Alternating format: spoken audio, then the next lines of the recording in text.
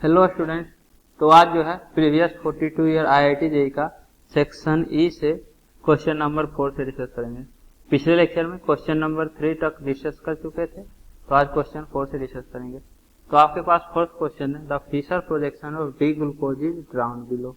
तो D glucose का Fischer projection दिया हुआ है, तो आपको फिशर प्रोजेक्शन एल ग्लूकोज का बताना है। तो सेक्शन डी का लास्ट क्वेश्चन, जिसमें कि डी ग्लूकोज का स्ट्रक्चर दिया हुआ था डी प्लस ग्लूकोज का और एल माइनस ग्लूकोज का स्ट्रक्चर पूछ रहा था, तो वहां पे मिरर इमेज बनाना था। यहाँ डी ग्लूकोज दिया हुआ है और एल ग्लूकोज पूछ रहा है। तो आप यहाँ पे यदि देखिएगा तो डी और एल तो सिर्फ लास्ट के रिस्पेक्ट में होता है, तो आप लास्ट का कॉन्फ़िगरेशन चेंज कर दीजिए, ठीक है। उसके बाद ये 3 कायरल एटम का कुछ भी कॉन्फ़िगरेशन होता है, तो ऐसे में टोटल 8 पॉसिबिलिटी हो जाता है। बस एल ग्लूकोज बनाना है तो लास्ट कार्बन का कॉन्फ़िगरेशन एल हो, बाकी 3 का तो 8 पॉसिबिलिटी हो जाएगा। एक पॉसिबिलिटी में तीनों का कॉन्फ़िगरेशन डी हो, दूसरा है कि 2 का डी हो 1 का एल हो, ये थर्ड का एल हो, उसके बाद फिर सेकेंड का एल हो, उसके बाद फर्स्ट का एल हो, इसके बाद फिर 2 का एल कर दीजिए, तो D L L second third का एल है। अब फर्स्ट और थर्ड का एल कर दीजिए, सिमिलरली फर्स्ट और सेकेंड का एल कर दीजिए। इसके बाद फिर एक पॉसिबिलिटी है कि तीनों का एल हो जाए, तो टोटल 8 पॉसिबिलिटी होगा, 1 2 3 4 5 6 7 8। लेकिन आप जब क्वेश्चन का मार्क्स देखिएगा तो 2 मार्क्स का क्वेश्चन है। 2 मार्क्स में इतना 8 स्ट्रक्चर, ये बहुत ज्यादा नहीं हो गया? और उसमें भी ये फर्स्ट पार्ट है, दूसरा पार्ट एक और है इसमें। मतलब कि आपको सिंपल क्या करना है कि इसका मिरर इमेज बना दीजिए, ज्यादा दिमाग ही मत लगाइए। डी ग्लूकोज दिया हुआ है, एल ग्लूकोज पूछ रहा है, तो आप इसका मिरर इमेज बना दीजिए OH H। सिमिलरली इसका भी मिरर इमेज OH H होगा, और इस केस में H OH OH और H, और फिर यहाँ से CH2। तो ये आपका एल ग्लूकोज हो गया, डी ग्लूकोज का मिरर इमेज। एल ग्लूकोज तो बहुत सारा होगा, 8 पॉसिबिलिटी है एल ग्लूकोज होने का, लेकिन हमें सिर्फ इसका मिरर इमेज बनाना है, और शायद इसीलिए तो स्ट्रक्चर ड्रॉ भी किया हुआ है, नहीं तो एल ग्लूकोज सिंपल पूछ लेता। आप लास्ट वाले का सिर्फ OH को लेफ्ट में रखिए, बाकी का कुछ भी कॉन्फ़िगरेशन कीजिए।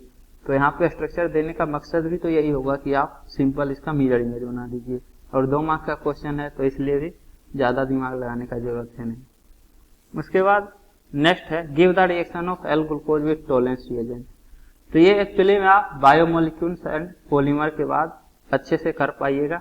अभी बस ये ध्यान रखिए कि टोलेंस रिएजेंट जो होता है अमोनिकल सिल्वर नाइट्रेट, वो एल्डिहाइड को ऑक्सीडाइज कर देगा और COH बनाता है, लेकिन COH बेस एसिड है, और अमोनिकल सिल्वर नाइट्रेट अमोनिया रहता है टोलेंस रिएजेंट में, ये बेस है, तो बेस और एसिड रिएक्शन करके ये COO- में कन्वर्ट कर देता है।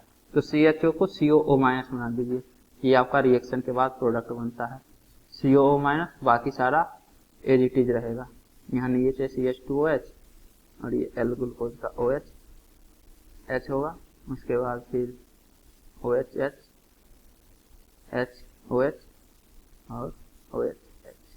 तो ये टोलेंस रिएजेंट के साथ रिएक्शन करने के बाद प्रोडक्ट बनेगा। ये आप अभी नहीं समझ पाएंगे, बस ध्यान रखिए कि एल्डिहाइड को ऑक्सीडाइज कर देता है कार्बोक्सिलिक एसिड में, और टोलेंस रिएजेंट में बेस होता है अमोनिया, अमोनिकल सिल्वर नाइट्रेट होता है। ये एसिड के साथ रिएक्शन करके COOH से H+ रिलीज करवा लेगा, तो COO-, और इसके साथ NH4+ रहता है कैटायन, एनायन के साथ कैटायन अट्रैक्शन में रहेगा, पॉजिटिव के साथ नेगेटिव चार्ज। ये आपका फाइनल प्रोडक्ट बनेगा। इसके बाद नेक्स्ट क्वेश्चन है, म्यू ऑब्जर्व का फॉर्मूला होता है समेशन म्यू आई एक्स आई, ये तो बता ही है। वेयर म्यू आई जो होता है डाइपोल मोमेंट होता है स्टेबल कन्फॉर्मर मॉलिक्यूल का जो है, और एक्स आई मोल फ्रैक्शन उस स्टेबल कन्फॉर्मर का, मतलब एंटीफोन गॉस फॉर्म, उसका एंटीफोन का डाइपोल मोमेंट कितना होगा into mole fraction of anti form, plus gauche form तो गॉस फॉर्म का mole fraction into dipole moment of gauche form. Similarly eclipsed form होगा पार्शियली और फुल्ली, लेकिन फुल्ली इक्लिप्स्ड और पार्शियली इक्लिप्स्ड फॉर्म अनस्टेबल रहता है रूम टेम्परेचर पे, मतलब इसका मोल फ्रैक्शन 0 ही होगा। ये हम बता चुके हैं लेक्चर के time. Dipole moment of molecule. Z CH2 Z, ये आपके पास मॉलिक्यूल दिया हुआ है। And XI is the mole fraction of the stable conformation, और XI जो है मोल फ्रैक्शन है स्टेबल कन्फॉर्मर का। तो म्यू ऑब्जर्व्ड आपका 1D आता है और मोल फ्रैक्शन ऑफ एंटी फॉर्म 0.82 आता है।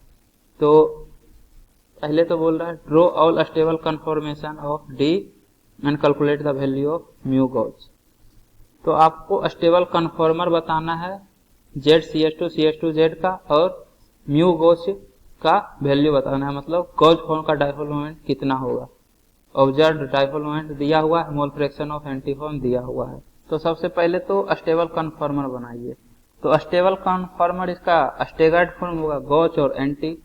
तो एक फ्रंट कार्बन और ये सर्किल से बाइक कार्बन, फ्रंट कार्बन से 2 हाइड्रोजन और 1 जेड, तो ये जेड और 2 हाइड्रोजन। अब नेक्स्ट इससे भी जेड और 2 हाइड्रोजन।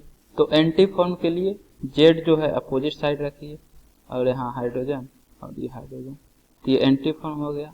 और यदि गॉस फॉर्म बनाना होगा तो आपको 60 डिग्री डायहेड्रल एंगल पे रखना पड़ेगा जेड और जेड को।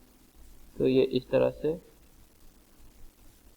फ्रंट कार्बन को तो एज इट इज रहने दीजिए, बाइक कार्बन को रोटेट कर दीजिए, तो 60 डिग्री पे ला दीजिए। तो जेड और जेड के बीच में डायहेड्रल एंगल 60 डिग्री। यहाँ हाइड्रोजन और हाइड्रोजन। तो ये स्टेबल कन्फॉर्मर है, एक एंटी फॉर्म है और एक गॉस फॉर्म है। और पार्शियली इक्लिप्स्ड और फुल्ली इक्लिप्स्ड फॉर्म एग्जिस्ट ही नहीं करता है, क्योंकि ये अनस्टेबल होता है, इसलिए उसमें जेड और जेड आमने सामने आ जाएगा फुल्ली इक्लिप्स्ड में, और पार्शियली इक्लिप्स्ड में जेड और हाइड्रोजन आमने सामने आएगा, जो कि अनस्टेबल होता है, तो ये बनाना ही नहीं है। अब मोल फ्रैक्शन ऑफ एंटी फॉर्म दिया हुआ है 0.82, और ये पता है कि टोटल सम जो है मोल फ्रैक्शन का 1 होगा। तो mole fraction of anti plus mole fraction of gauche, this plus this equal to 1 होना चाहिए।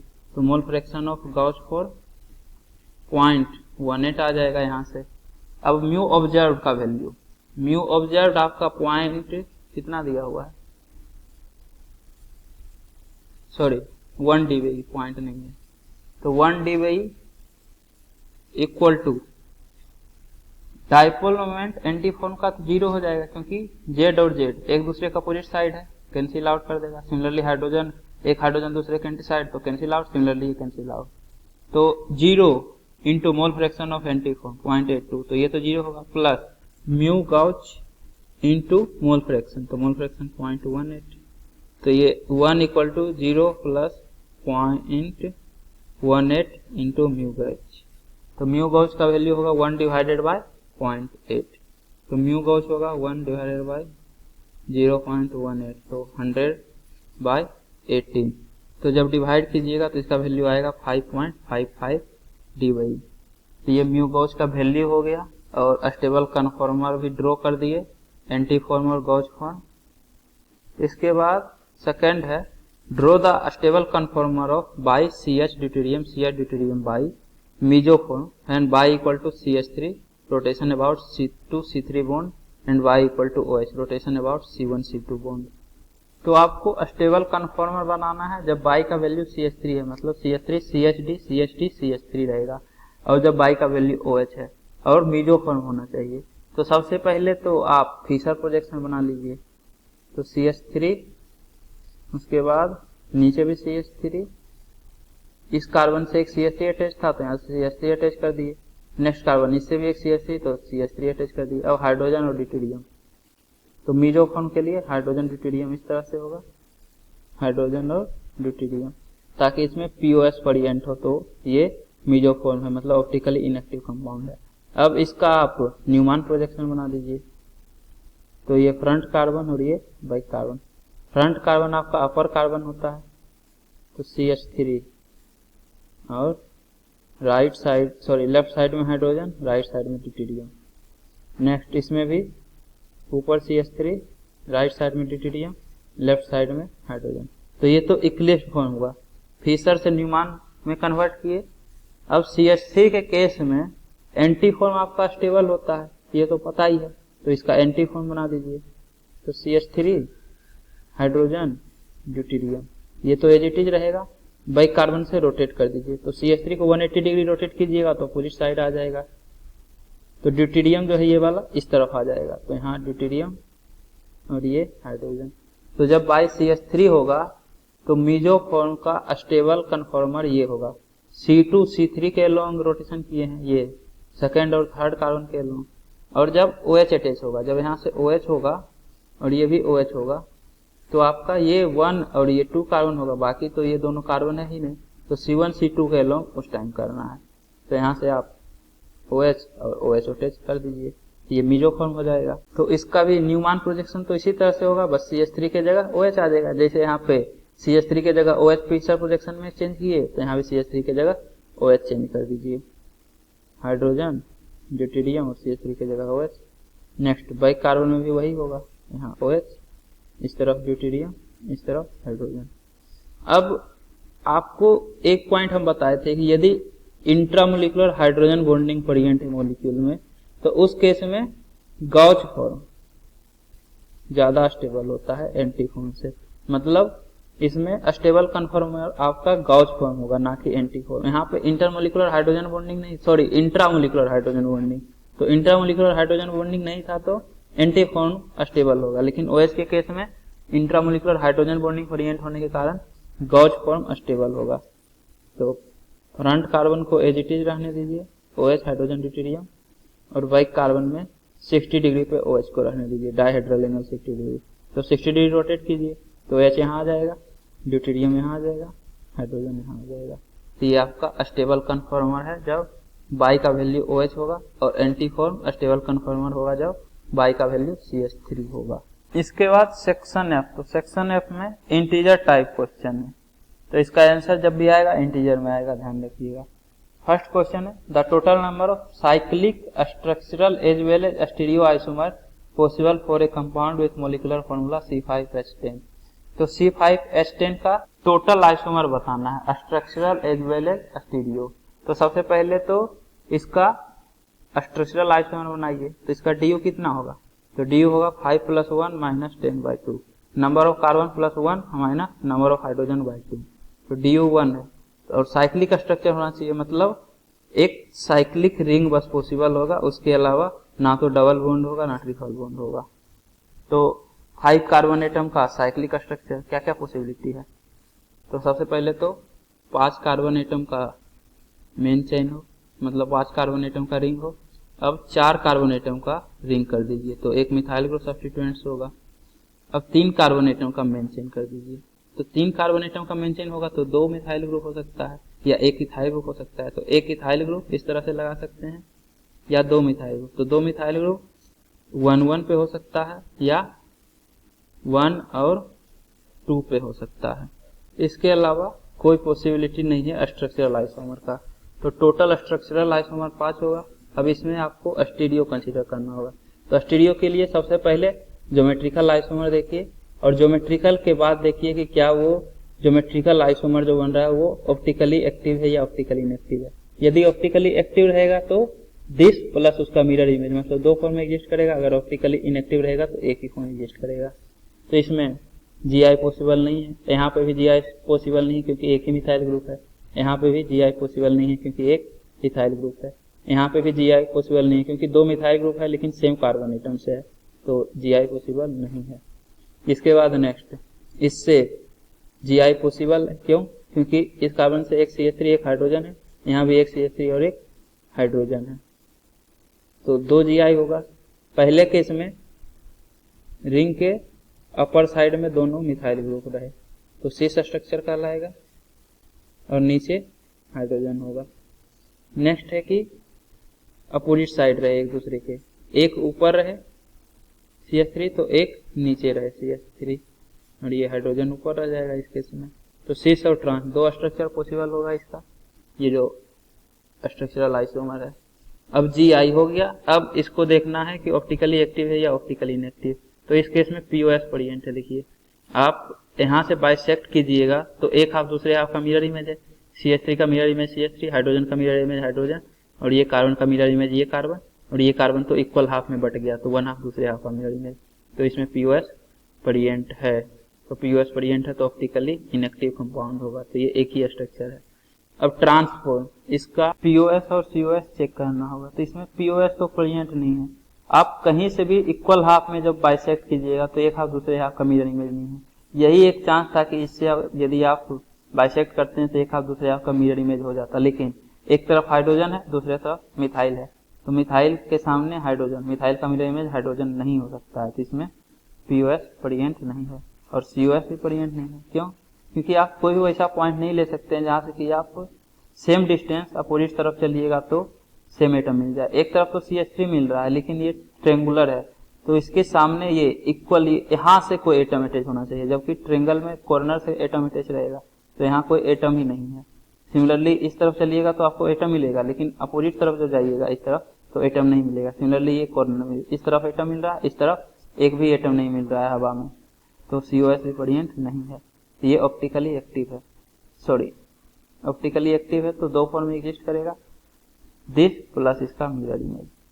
तो ये दो स्ट्रक्चर, ये एक स्ट्रक्चर, तो टोटल ये वाला जो स्ट्रक्चर है 1,2 डाइमिथाइल साइक्लोप्रोपेन, ये 3 फॉर्म में स्ट्रक्चर एग्जिस्ट करेगा, 2 GI और उसमें से एक जो ट्रांस वाला फॉर्म है वो ऑप्टिकल एक्टिविटी शो करेगा, मतलब 2 फॉर्म में, तो टोटल 3 हो गया और ये एक एक, तो 1 2 3 4 प्लस 3, तो टोटल 7 आइसोमर पॉसिबल है, structural as well stereo isomer C5H10 का। साइक्लिक भी जरूरी है, नहीं तो फिर आप नॉर्मल चेन भी बना सकते हैं, 4-5 कार्बन एटम का डबल बॉन्ड यहाँ हो जाए, बहुत सारा पॉसिबिलिटी फिर हो जाएगा, इसका भी काउंट करना पड़ेगा, तो इसलिए साइक्लिक से पूछ रहा है, तो इसका आंसर 7 होगा। नेक्स्ट क्वेश्चन है the total number of cyclic isomer possible for A hydrocarbon with molecular formula C4H6 is. तो यहाँ पे 5 तो लिख ही दिए हैं, तो आपको आंसर तो पता चल गया, लेकिन आप अब खुद से इसका आइसोमर बना के देखिए कि 5 आइसोमर कैसे बनेगा। तो सबसे पहले तो क्या कीजिए, C4H6 का DU निकालिए, तो DU क्या होगा 4 + 1 - 6/2, तो DU होगा 2, और यहाँ साइक्लिक स्ट्रक्चर दिया हुआ है। तो सबसे पहले DU2 है तो क्या क्या पॉसिबिलिटी है, तो पॉसिबिलिटी है कि 2 रिंग हो, 2 साइक्लिक चेन, या फिर 2 डबल बॉन्ड हो, या एक ट्रिपल बॉन्ड हो DU2 के लिए, या एक रिंग एक डबल बॉन्ड हो, मतलब DU2 का ये सब पॉसिबिलिटी है। लेकिन साइक्लिक स्ट्रक्चर के लिए एक रिंग का तो होना मिनिमम जरूरी है, तो ये रिजेक्टेड, ये रिजेक्टेड। एक रिंग एक डबल बॉन्ड हो सकता है या 2 रिंग स्ट्रक्चर हो, तो DU2 हो जाएगा। तो C4H6 4 कार्बन एटम, तो 4 कार्बन एटम का आप साइक्लिक चेन बना लीजिए और यहाँ से एक डबल बॉन्ड लगा दीजिए, तो एक तो ये पॉसिबिलिटी है। दूसरा है कि 3 कार्बन एटम का साइक्लिक चेन हो और एक डबल बॉन्ड होगा, तभी तो DU2 होगा।